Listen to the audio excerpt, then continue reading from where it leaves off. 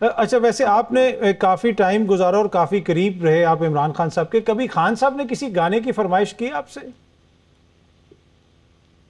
گپ شپ لگتی رہتی تھی، جوکس وغیرہ کی، کبھی کسی جلسے، آپ جلسوں میں بھی تو آتے تھے، کسی جلسے میں انہوں نے کبھی فرمائش کی ہو؟ باقاعدہ میرا انتظار کر رہے ہوتے تھے تو کدھر ہے ابھی تک آیا کیوں نہیں اسلام. بلکہ میں جب وہاں کینیڈا گیا چھٹیوں میں تو بچوں کو لے کے، تو ابھی ہم پہنچے ہی تھے تو ادھر دھرنا شروع ہو گیا، تو ساتھ ہی فون پہ فون آنا شروع ہو گیا. وہ میری بیگم آج تک ناراض ہے جی کہ ہم اگلے دن وہاں سے فلائٹ لے کے سارے واپس آ گئے.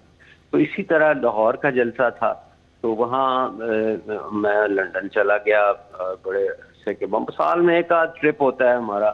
تو وہ پھر فون آ گیا فیصل کا، یہ بات کریں خان صاحب سے. وہ کدھر ہو تم؟ میں نے کہا جی میں وہاں صاحب آج ہی آیا تھا، پہنچا. میں نے کہا ایسے کہوں گا تو شاید کوئی تھوڑا سا رحم والا معاملہ ہو جائے. میں نے کہا میں ابھی ادھر نہ پہنچا ہی تھا لندن. تو پہنچے کیا تو مطلب تم لندن میں پیدا ہوئے تھے؟ یہ میں نے کہا نہیں بس وہ سال میں ایک دفعہ. نہیں سال میں ایک دفعہ کیا، واپس آؤ کل ادھر لاہور جلسہ ہے. میں نے پھر اگلی فلائٹ لی. خیر بچوں کو اس بار میں نہیں لے کر آیا، لیکن وہ یہ چیزیں تو پھر چلتی رہتی ہیں، ظاہر ہے کہ ہماری. لیکن میں یہ بتا دوں کہ نام نصرت علی خان صاحب کا وہ جو تھا نا نہ میرے پاس کوئی عہدہ تھا، نہ میں کوئی سینیٹر تھا. آپ سن رہے ہیں میری بات؟ جی برار بھائی بولیے. میں کہا نہ میں لوگوں کو، میرے سے کئی دفعہ لوگ بہت ناراض ہوئے کہ آپ نے یہ پالیٹکس کیوں چھوڑی. پارٹی کے چھوڑنے کا تو میں نے کبھی خیر ذکر نہیں کیا. تھوڑی سی ان کو میں سمجھتا ہوں سمجھ بھی ہونی چاہیے. تو دیکھیں کینسر پیشنٹس گھر میں پڑے ہو نا بے شمار، اور ادارے بند ہونے کا اندیشہ ہو، سارے کے سارے جن کے اوپر 26 27 سال 30 سال کی محنت ہو. تو میرا تو پالیٹکس میں تو اگر جیل میں ہوتا تو سوچیں آج میرا جو پولیٹیکل گراف ہوتا وہ چھت کے ساتھ لگ رہا ہوتا. ٹھیک ہے نا. تو یہ وہ ایک قربانی دی ہے ہم نے اپنے ان اداروں کے لیے جو میڈیکل کالج، وہ ہاسپٹل، وہ کینسر ہاسپٹل. اور ویسے ٹو بی آنیسٹ جو آپ کی سہارا فاؤنڈیشن ہے وہ بھی بہترین کام کر رہی ہے، اور آپ نے سیاست سے علیحدگی بھی اختیار کی، اس کے باوجود ہم دیکھ رہے ہیں کہ لوگ اس کو اسی طرح سپورٹ بھی کرتے ہیں. یہ اٹ سیلف ایک طرح سے گواہی ہے کہ وہ جو آپ کا کام ہے بڑا امپورٹنٹ ہے، بہت سارے لوگ اس سے مستفید ہو رہے ہیں اور پاکستانی مستفید ہو رہے ہیں. تو ایسے کاموں کو تو اپریشیٹ کرنا چاہیے. اور میری کوئی اور فیکٹری نہیں چلتی سر جو بند ہو جانی تھی، جس کا مجھے ڈر ہو کہ میں میرا اپنا اور کوئی کام نہیں تھا. میرا پولیٹیکل گراف اوپر چلا جانا تھا اگر یہ اور میں نے اندر بیٹھ کے 2-3 کتابیں لکھ دینی تھی ساتھ.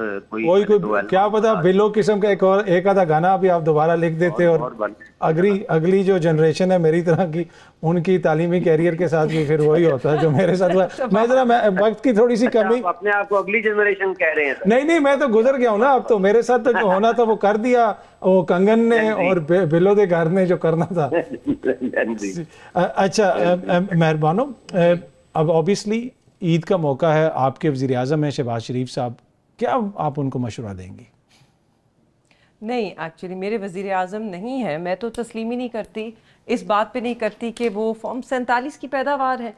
وہ actually stranger in the house ہے جن کو حلف برداری کرا دی گئی. جس کے بھی دیکھیں نا وہ ہیں تو کوئی مشورہ. چلیں آپ میں کہتا ہوں میرے وزیر اعظم ہے. میری کل میں کل نہیں پچھلے ہفتے میں ایک شو پہ تھی نون لیگ کے، وہاں پر ایک ممبر تھے تو بات ہو رہی تھی کہ آپ ان سے بات کیوں نہیں کرتے. تو میری تو ان سب کے لیے صرف یہی تجویز ہوگی کہ آپ لوگ find the courage, find your spine and we can talk. They should find some courage. اپنی اسپائن ڈھونڈیں، تھوڑا اپنے پیروں پہ کھڑا ہوئیں، آئیں گفتگو کرتے ہیں، ملک کو آگے لے کے چلتے ہیں. اور اس کے لیے پہلے ان کو کھڑا ہونا پڑے گا. Quick message for Bilawal. Bilawal ایک نوجوان سیاست دان ہے، میرے سے بھی چھوٹا ہے، بہت بہت لمبا فیوچر ہے، کریئر ہے، ایک لیگیسی ہے. اس کو ضائع مت کرے. مجھے لگتا ہے he is not realize his potential. وہ تھوڑا پوٹینشل کو ضائع کر رہے ہیں، تھوڑا میرے خیال میں ڈائیگریس ہو گئے ہیں. اپنی والدہ کی سیاست کو، اپنے نانا کی سیاست کو، ان کے اصولوں کو، ان کی جمہوری سوچ کو یاد کریں، اس پر عمل کریں، باقی سب بھول جائیں.